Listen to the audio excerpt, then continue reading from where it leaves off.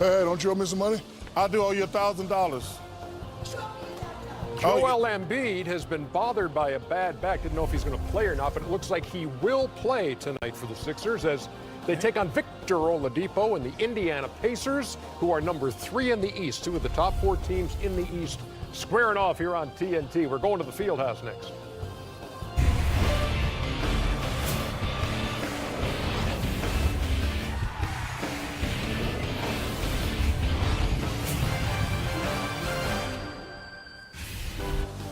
Well, here we go. Studio J in Atlanta. Got a pretty good doubleheader here. I'm looking forward to both games tonight. Sixers and the Pacers with Kevin Harlan. Reggie Miller going back to Indiana to call that game tonight with RGO, Rosgold and Woody. And then we got the Lakers and the Thunder. And here inside Studio J, Ernie Johnson. Well, that's not a good one. Shaquille O'Neal. That's a beatdown. Kenny Smith. I miss you, Charles. That's a beatdown. Charles. I haven't laughed Barkley. since last. Hey, let's enjoy this first game. That second game is going to be a ass-kicking. You never know. You do know. No, Have you seen the Lakers play? You never. They lost to the Cavaliers the other night. Yeah, you never. And I must have been really bored to watch that game. We were texting each other. We were texting each other during the game. Are you watching this? Are you watching the Lakers against the Cavaliers? I mean, that's how bad our lives are right now. That is a sad commentary on your life. It was. I thought you're better than I that. texted him. I was like, "Are you watching this game?" He's like, texting each he's other. like, Yeah, we were. Because I flew back with you. We had a different. Oh, must be nice to have a private jet. Yeah, you know. Hey, that wasn't me. I'm on Delta, baby. Hey, must be nice to have a big old private jet. Yeah, it was nice. So anyway, Philadelphia, Indiana. They've played twice already this year. Home team has not won a game yet, and Philadelphia embarking on a real interesting chunk of schedule right now. Next 12 games, all against teams with winning records. So here's what Philadelphia's got. Yeah, that's it. They got at Indiana tonight, then home with OKC, home with the Rockets, home with the Spurs, and then on the road to Denver, the Lakers, Golden State, Sacramento, and then back home for Toronto, Denver, the Lakers, and Boston.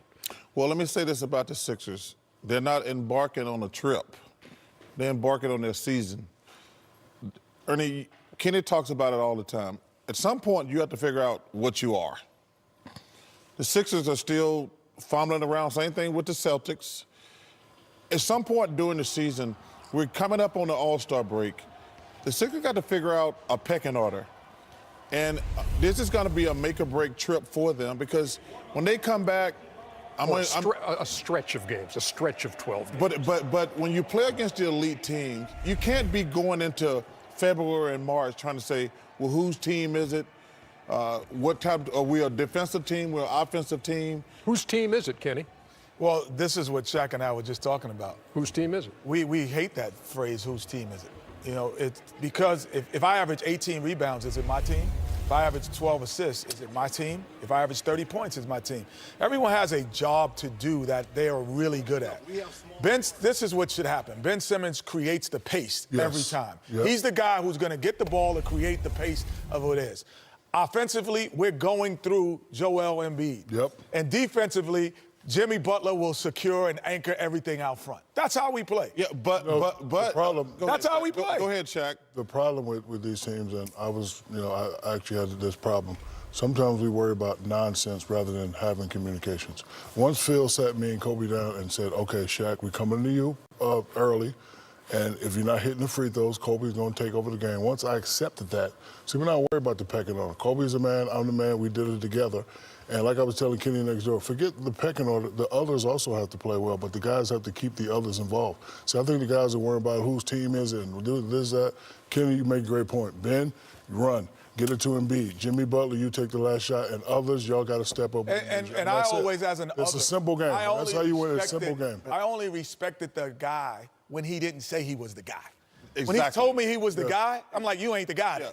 You ain't the guy. If you got to tell me you the guy, you ain't the guy. See, and I would never relinquish my responsibility to him then. But if you show me through your work ethic and do what you do on the court, we can talk about that. First of all, it's a great point. Both of y'all got great points. But two things. Number one, I ain't never going to call you the guy. And no, because you don't have to tell me. And I don't have to call you and say, hey, Charles, you're doing your job. Right. No, that's your damn job to be the leader. You don't have to tell me you're the leader. I don't have to call no other player and says, hey, I really appreciate what you taught me when I played with you. No, talking I about followed Kyrie. you. But to get back to the original point, if Joel Embiid is still talking about shots, if Jimmy Butler is talking to the coach about, well, I'm not happy with my role, that's the problem with the Sixers. Brett Brown's got to sit them down and says, yo, Ben, I agree with Kenneth. When we going fast, you're the guy. You get everybody involved. Joel Embiid, we're in the half court. We're going to go through you. Jimmy, you're a really good player, but we brought you here to help us win, not complain about how many touches you get and things like that. Well, we got time. Let's check out Indiana, because this is a team that's been flying underneath that radar that's always talking about Toronto and Milwaukee and Boston and Philly, and they got the third best record in the Eastern Conference at 29-14. And Victor Oladipo's numbers are not as good as they were, but they're good enough. Miles Turner has seemed to improve. Domantas Sabonis might be the sixth man of the year. They're really good, Ernie, to collectively. Yeah. And the issue is, at one point, if you watch a game, as great as Victor Oladipo is, and he's a heck of a talent, but when he plays against the elite team, they don't have the best player on the floor. That's what scares everyone else to say, well, we're going with Indiana. Because when you play against Milwaukee Bucks, Giannis is the best player on the floor. When you play against Toronto Raptors, Kawhi is the best. When you play in the Western Conference, we can go down the line as well. So all of a sudden, your best player sometimes isn't the best player on the court. So collectively, they do it. And can you believe in a collection? Well, and that's when it comes down to a play or two in a game. Other than the coach in Brooklyn, Nate McMillan has done a fantastic job. And Kenny Atkinson. Kenny Atkinson, he's done because the Nets they've been fantastic all year. Sean Marks. Oh, no, I'm talking about in the East. Oh, in the East, okay. Mike Malone. First of all, I got to call out my Denver Nuggets too tonight. Okay. But Mike Malone has done a fantastic Tired of talking about your Nuggets every week. Ernie, I was so pissed the other night at the Nuggets. But they're 7 out of the last 10 games. No. When a guy, Kenny, you know, Shaq, you know this. There's Are big the Nuggets playing tonight? No, but they got big games. There's big games. Am I right? Right. Oh, they got smacked. And the Warriors came to their house, slapped them, beat their kids up, took their lunch money, and left. You cannot do that. Oh, yeah, I see how it man up. Okay. That's my man Serge. He's the Sixers masseuse. Anytime he's eating grapes and getting a massage on a court, I would hope he's is. playing. You know he's playing. Auto Trader All-Star Drive. I'm in second place now. Yes, you are. And we've got tonight and we've got next Thursday night. Oh, and Chico. That's on, it. man. And this was huge over the weekend. Eric Bennett. Done. Eric and Quinn with their first baby Wait, girl. did you name the kid Bennett? Yes. That's Quinn and Eric named their little girl Bennett Quinn Johnson. Okay, Bennett Johnson. I thought it was going to be. I guess They said they were going to name it after us. I was like, what happened to like Charles Kenny Barkley? Yeah. What happened to that? They promised us that. They are wise. Congratulations, Ernie. Thank you. Here's what's happening as it's happening right now around the NBA.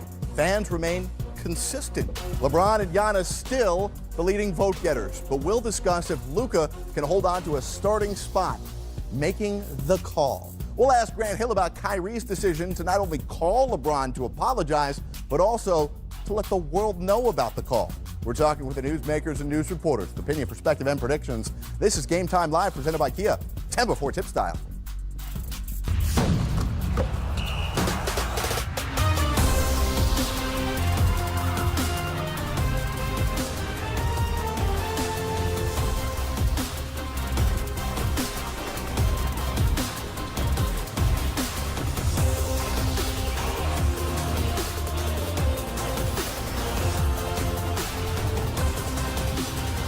Thanks for being with us as we discuss the biggest stories of the day and set the table for the night in the NBA.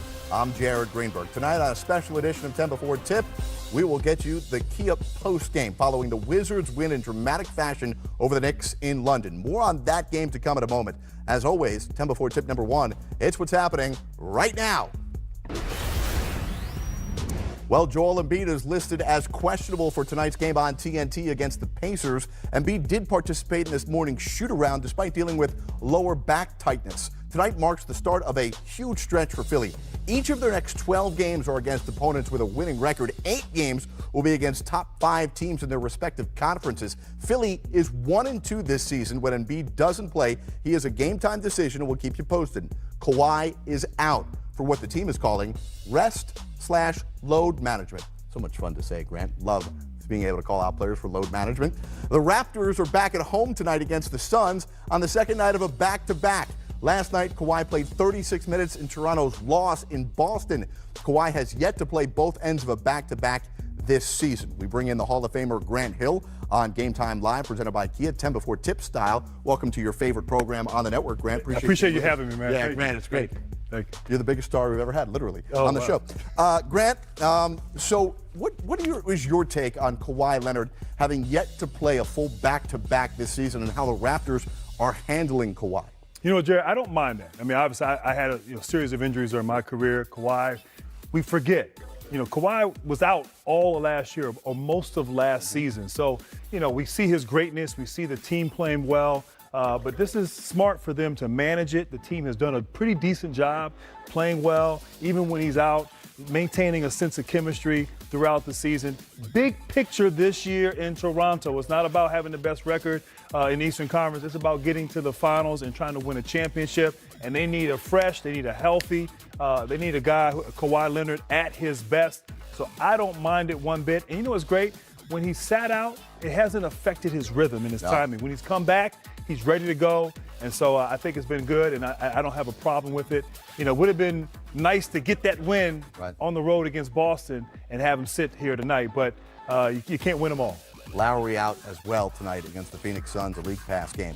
10 before tip number 2. See you in a moment here, Grant. It's what's buzzing today around the NBA. Let's talk about the All-Star returns. The third round are in. The fans, well, they are voting for 50% of the starters. The other 50% comes from the media and the players. This is the third returns. And once again, for the third straight week, Giannis leads the Eastern Conference and LeBron leads the Western Conference. So if this were to hold to form coming up on February 7th on TNT, these two would be the ones doing the first ever NBA All-Star draft. They would be the captains. Dwayne Wade staying firm at the second spot among guards in the Eastern Conference. Wade hasn't been an All-Star in a couple of years. Meanwhile, Derrick Rose, who's played only a couple of games in 2019, is still the second leading vote getter among guards in the Western Conference. And the most compelling story right now is the Western Conference forwards. Luka Doncic right now is in the second spot behind LeBron James. That's ahead of the likes of Kevin Durant, the head of the likes of Anthony Davis, Paul George. Luka Doncic has received the third most votes of any player in the NBA, trying to do what Grant Hill did, start in the NBA All-Star game. We'll talk about that in a moment. But another compelling race right now for the All-Star game is the second guard spot in the Eastern Conference. I think we all agree Kyrie Irving is very much deserving of an All-Star spot. It'd be hard to argue against that. But who is second most deserving? We certainly told you about Dwayne Wade, but what about Kemba Walker, who got off to that scorching hot start this season, but his team has tailed off? The game is in Charlotte this year. He'd be the sentimental pick. Ben Simmons, the triple-double machine. His Sixers are playing really good basketball, and he's putting out outstanding numbers. Now, Victor Oladipo is interesting. He's missed 11 games due to injury, and his team fared pretty well without him. Does he get penalized for all those games missed? Kyle Lowry, well, he's a guy who's not scoring a lot, but his assist numbers are through the roof, and Lowry appears to be maybe the most important player on the Raptors roster.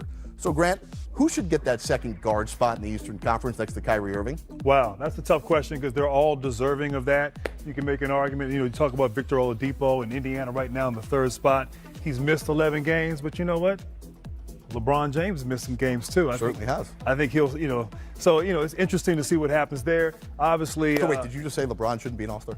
No, I was just saying. I mean, since LeBron's going to miss, you know, so should and still be allowed Victor Oladipo as well. Simmons is putting up gaudy numbers, but I like Kemba Walker. I'm sorry, the game's in Charlotte. He's been spectacular. Look at those numbers, 25 a game. His team is still in the 8th spot. I love Kyle Lowry, but I got to go with Kemba Walker on this. And Luka, should he start? You know what? I have no problem with that. I actually don't mind that. The fans have been pretty accurate. I love Antetokounmpo and LeBron as the captains. Right. And Luka, yeah, he keeps putting up numbers and keeps shining like he has been. You know what? Not only is he an all-star, I think he's a star. Wow, he'd be the first rookie to start the All-Star game since Yao Ming in 2002. And prior to Yao, you did it. My man. That's right. Thanks for Giving the you some shout-out. props. You Appreciate want to do it. some more 10 before tip style? I love it, man. This is high energy here, man. I got to That's keep right. up. You know? Woo! Game Time Live presented by Kia. Check my heart rate. Ben Simmons is going to play tonight. Will Joel Embiid play? We'll go live out to Indiana when we come back on the Game Time Live presented by Kia, 10 before tip style.